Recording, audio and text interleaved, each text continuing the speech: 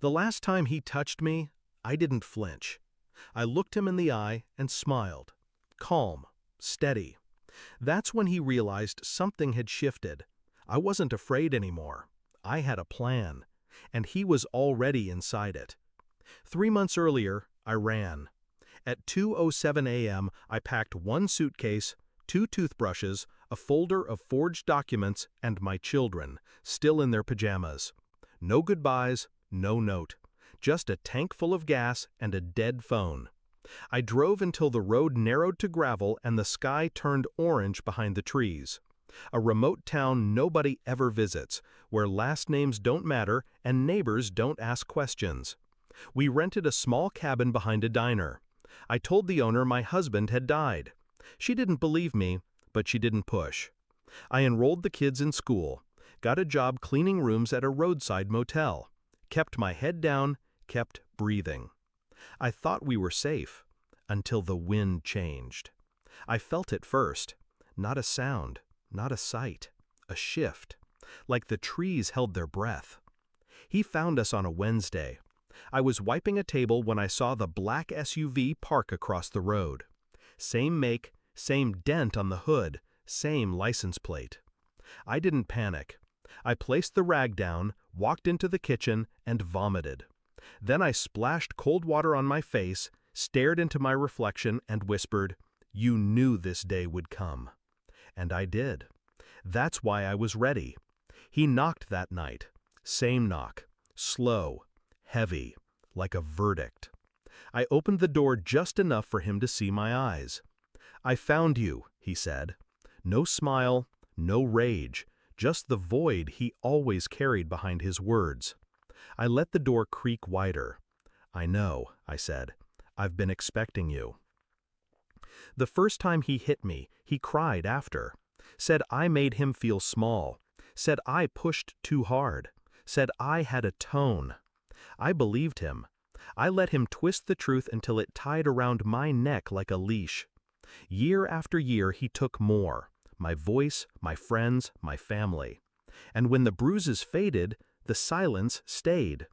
But I stayed longer. For the kids. For the fear. For the lie I told myself, he's not always like this. Until one night I woke up to the sound of my daughter crying. His shadow towered in her doorway. That was the last straw. Not because he hurt her, because I realized next time he would. The plan took months. I stashed cash in tampon boxes and shampoo bottles, learned about burner phones, found a woman online who faked documents for women like me. She sent everything in a Bible cover. I studied the law, learned what parental kidnapping really meant, knew that if I ran wrong, the courts would bring them back to him.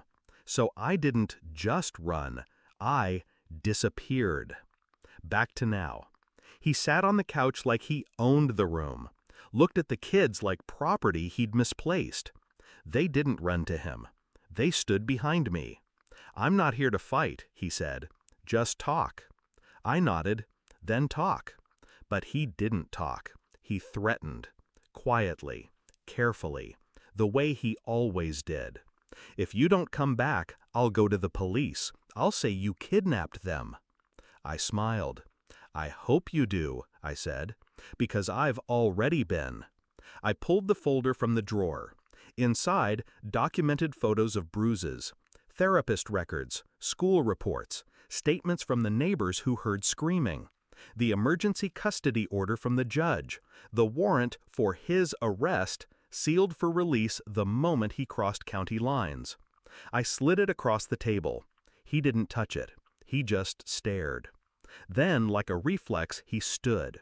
Too fast, too familiar. But this time, I didn't back away. This time, I stepped forward and whispered, "You're not in control anymore." I had set the trap weeks ago. A friend from the diner, her cousin was a deputy. I told her everything. She believed me. She kept the paperwork sealed, said if he came, they'd need him in the county to act. So I baited the hook, made our location easy to find, dropped hints on an old email, let him trace us. And now he was here, right where I needed him. The knock on the door came 5 minutes later. 2 officers, guns drawn. They said his name, said he had the right to remain silent. He didn't. He screamed, at me, at them, called me a liar, a thief. But I didn't flinch. I held my kids close and watched him get dragged out like the coward he was. The town didn't ask questions. They brought casseroles instead. One woman hugged me without saying a word. Another paid our rent for the next 2 months. The sheriff shook my hand and said, "Next time, you call sooner." I nodded, but there won't be a next time. I still check the locks 3 times a night. Still flinch when tires crunch gravel. But I sleep. Not deeply, but honestly. My kids laugh more now. They don't ask about him, and I don't offer.